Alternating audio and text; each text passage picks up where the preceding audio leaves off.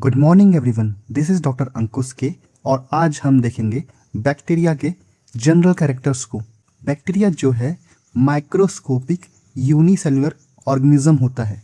इसे first primitive organism भी कहते हैं क्योंकि ये सिंपलेस्ट फॉर्म होता है लिविंग थिंग का।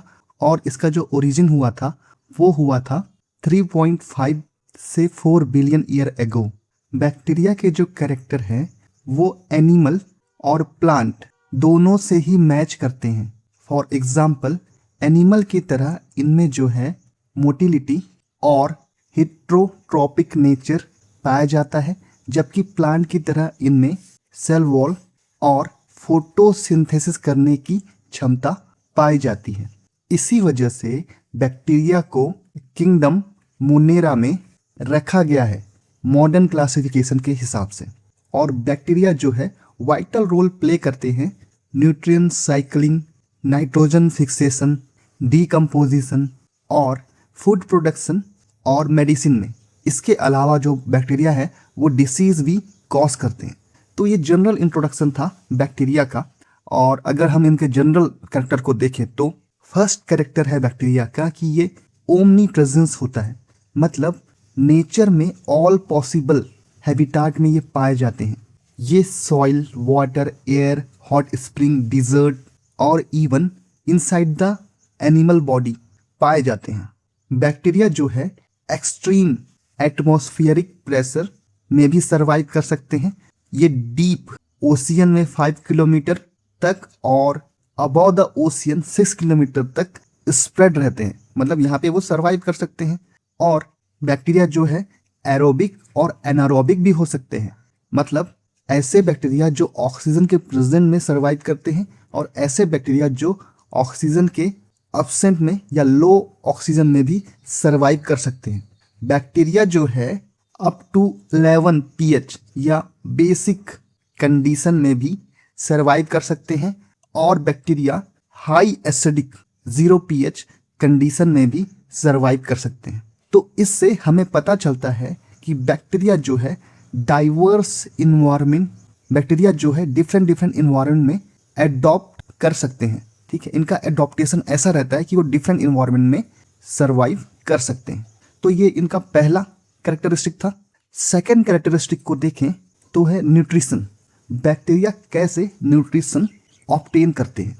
मोस्ट ऑफ द जो बैक्टीरिया हैं वो हेट्रोट्रोपिक होते हैं नेचर में, मतलब रेडीमेड फूड को एक्सटर्नल सोर्स से ऑब्टेन करते हैं। बैक्टीरिया पैरासाइटिक भी हो सकते हैं, सेप्रोफाइटिक भी हो सकते हैं और सिम्बायोटिक भी हो सकते हैं। पैरासाइटिक बैक्टीरिया मतलब बैक्टीरिया किसी होस्ट में रहकर वहीं से या उसी से भोजन को ऑब्टेन करते हैं, तो उसे हम पैरासाइटिक बैक्टीरिया कहते हैं। इसमें क्या होता है, होस्ट सेल का नुकसान होता है और बैक्टीरिया का फायदा होता है, तो इसे माइनस प्लस रिलेशनशिप कह सकते हैं। For example, life cycle of chlamydia. Chlamydia जो बैक्टीरिया है वो एलिमेंट्री बॉडी के रूप में होस्ट सेल को इन्फेक्ट करता है, ठीक है, और उसके अंदर एंट्री ले लेता है। इसके बाद ये जो एलिमेंट्री बॉडी है वो रेटिकुलेटेड बॉडी में कन्वर्ट हो जाते हैं और रिप्लिकेट करते हैं बाइनरी फ्यूजन के द्वारा, मतलब मल्टीप्लाई होते हैं। मल्टीप्लिकेशन के बाद ये जो रेटिकुलेटेड बॉडी है अगेन कन्वर्ट हो जाते हैं एलिमेंट्री बॉडी में, और ये एलिमेंट्री बॉडी होस्ट सेल के सेल मेम्ब्रेन को रप्चर करके रिलीज होते हैं। तो इस प्रकार जो है इनका साइकिल चलता जाता है और ये अपना जो न्यूट्रिशन है वो होस्ट सेल से ही लेते हैं। दूसरा कंडीशन है सेप्रोफाइटिक बैक्टीरिया। ऐसे बैक्टीरिया जो डेड और डिकाय ऑर्गेनिक मैटर को फीड करके न्यूट्रिशन लेते हैं, उनको हम सेप्रोफाइटिक बैक्टीरिया कहते हैं। ऐसे जो बैक्टीरिया हैं वो जंगलों में अगर आपने देखा होगा तो बहुत सारी पत्तियां गिरती हैं, ठीक है, वो नीचे जमीन में जाके सड़ गल जाती है, उसी पे सेप्रोफाइटिक बैक्टीरिया फीड करते हैं। तीसरा कंडीशन है सिम्बायोटिक। कुछ बैक्टीरिया जो है सिम्बायोटिक होते हैं, मतलब ये म्यूचुअल एसोसिएशन में काम करते हैं, मतलब होस्ट सेल के साथ या होस्ट ऑर्गेनिज्म के साथ इनका प्लस प्लस का रिलेशनशिप होता है, दोनों को फायदा होता है। फॉर एग्जाम्पल, ह्यूमन बॉडी में जो लार्ज इंटेस्टाइन है वहाँ पे ई कोलाई नाम का बैक्टीरिया रहता है जो कि हमें भोजन को डाइजेस्ट करने में हेल्प करता है, बदले में वो क्या करता है, अपना फूड वहीं से ले लेता है। तो इसमें क्या हुआ, दोनों को फायदा हुआ, किसी को नुकसान नहीं हुआ। तो मोस्टली बैक्टीरिया जो है हेट्रोट्रॉपिक होते हैं, पर कुछ बैक्टीरिया में पाया जाता है बैक्टीरियोक्लोरोफिल ए। ठीक है, ये एक फोटोसिंथेटिक पिगमेंट है जिसके द्वारा बैक्टीरिया जो है फोटोसिंथेसिस करके अपना भोजन खुद बनाते हैं। तो कुछ बैक्टीरिया जो है ऑटोट्रॉपिक भी होते हैं जिनमें बैक्टीरियोक्लोरोफिल पाया जाता है, इस वजह से वो फोटोसिंथेसिस कर पाते हैं और अपना भोजन खुद बना पाते हैं। तीसरे कैरेक्टर सेलुलर नेचर के बारे में बात करें बैक्टीरिया की, तो बैक्टीरिया जो है सिंगल सेल ऑर्गेनिज्म होता है और सिंपलेस्ट लाइफ फॉर्म है। मतलब आपने देखा होगा कि जो मल्टी सेलुलर ऑर्गेनिज्म है, जैसे कि कोई एनिमल, वो बहुत सारे सेल से मिलकर बना होता है। जैसे दीवार की एक बेसिक यूनिट ईंट होती है, वैसे ही मल्टी सेलुलर ऑर्गेनिज्म की जो एक बेसिक यूनिट है वो एक सेल होता है, इसलिए इसे सिंपलेस्ट लाइफ फॉर्म कहा जाता है। बैक्टीरिया को नेकेड आई से देखा नहीं जा सकता, इसको केवल अंडर द माइक्रोस्कोप देखा जा सकता है। इसके बाद है fourth character cell wall. Bacteria का जो सेल वॉल है वो पेप्टाइडोग्लाइकिन का बना होता है, जबकि हमने देखा है जो हायर प्लांट है उनका जो सेल वॉल है वो सेलुलोज का बना होता है। तो बैक्टीरिया में जो पेप्टाइडोग्लाइकिन सेल वॉल है वो पॉलीसैकेराइड और अमीनो एसिड से मिलके बने होते हैं। इनमें जो है एन एसिटाइल ग्लूकोसामिन और एन एसिटाइल म्यूमेरिक एसिड, ये दो शुगर हैं, अल्टरनेट होके, जैसे 1 2 अल्टरनेट होके ये चेन बनाते हैं बहुत सारे, और ये चेन जो है आपस में 4 अमीनो एसिड से जुड़े हुए रहते हैं। ये होते हैं L alanine, D glutamine, L lysine और डी एलिलिन। ठीक है, इस प्रकार से जो है पेप्टाइडोग्लाइकिन का स्ट्रक्चर बनता है। तो बैक्टीरिया में जो सेल वॉल बना होता है वो पेप्टाइडोग्लाइकिन का बना होता है, जो इनको प्रोटेक्ट करता है एक्सटर्नल शॉक्स से। फिफ्थ कैरेक्टर के बारे में बात करें तो बैक्टीरिया में जो न्यूक्लियस है वो फुली डेवलप नहीं होता या अनडेवलप होता है। इनका जो न्यूक्लियस है उसके चारों ओर न्यूक्लियर मेम्ब्रेन नहीं पाई जाती। इनका जो सर्कुलर डीएनए है या सर्कुलर क्रोमोसोम है वो बिखरा हुआ रहता है साइटोप्लाज्म में, इसलिए इनके जो न्यूक्लियस है उनको न्यूक्लियोइड कहते हैं।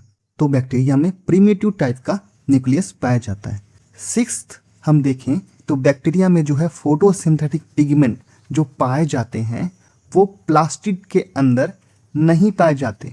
मींस इनमें जो क्लोरोप्लास्ट होता है उनमें प्लास्टिड होता है, प्लास्टिड के अंदर क्या होते हैं, पिगमेंट पाए जाते हैं हायर प्लांट में। पर ये तो प्रिमिटिव ऑर्गेनिज्म है, तो इनमें क्या होता है, साइटोप्लाज्म के जो फोल्ड्स होते हैं, ठीक है, साइटोप्लाज्म के फोल्ड इस तरीके से होते हैं, जैसे ये साइटोप्लाज्म के जो फोल्ड हैं उनके अंदर, साइटोप्लाज्म के जो फोल्ड हैं उनके अंदर पिगमेंट्स पाए जाते हैं।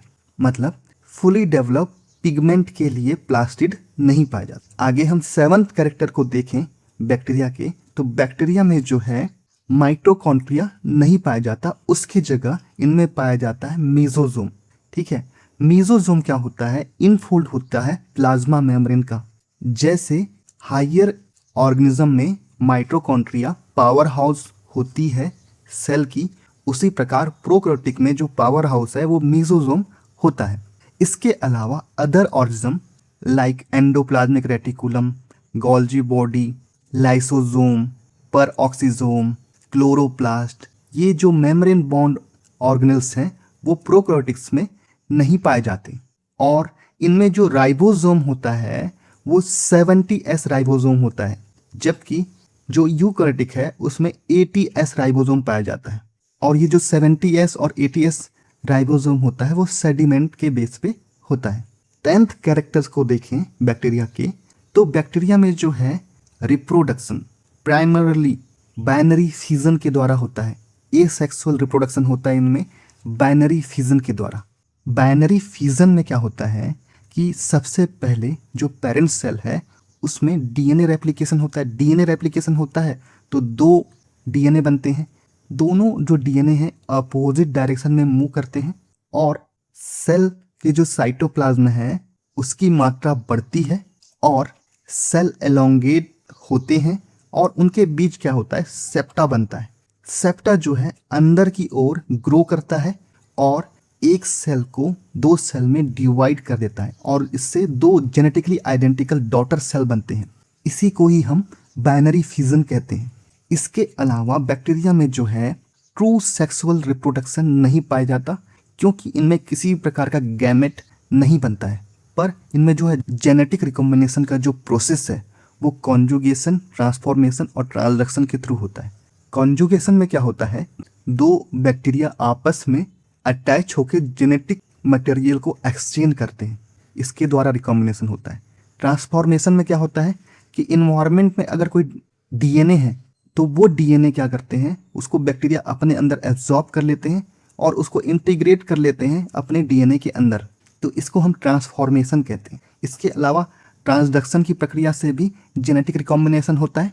इसमें क्या होता है कि दो बैक्टीरिया हैं, जो बैक्टीरियोफेज है, सबसे पहले एक बैक्टीरिया को इन्फेक्ट किए, उसके बाद दूसरे बैक्टीरिया को इन्फेक्ट किए। इस जो साइकिल है इसमें क्या होता है कि बैक्टीरियोफेज, ऐसे वायरस जो बैक्टीरिया को इन्फेक्ट करते हैं वो एक बैक्टीरिया से दूसरे बैक्टीरिया में जाते हैं, तो इसमें क्या होता है, एक बैक्टीरिया का जो डीएनए है वो दूसरे बैक्टीरिया के डीएनए में ऑटोमेटिकली चला जाता है। तो इससे भी क्या होता है, जेनेटिक रिकॉम्बिनेशन होता है। तो 3 तरीके से जेनेटिक रिकॉम्बिनेशन हो सकता है बैक्टीरिया में।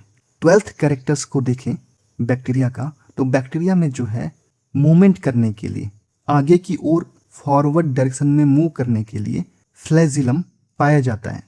फ्लैजिलम जो है वाइप लाइक स्ट्रक्चर होता है, जो कि मोटर की तरह घूम के गति प्रदान करता है बैक्टीरिया को। अगर हम फ्लैजिलम को देखें तो ये फिलामेंट, हुक और बेसल बॉडी से मिलके बना होता है। फिलामेंट जो है बने होते हैं फ्लैजिलिन प्रोटीन के 8 चेन से, जबकि जो हुक वाला स्ट्रक्चर है वो थोड़ा मुड़ा हुआ स्ट्रक्चर होता है और ये कनेक्ट करता है फिलामेंट को बेसल बॉडी से।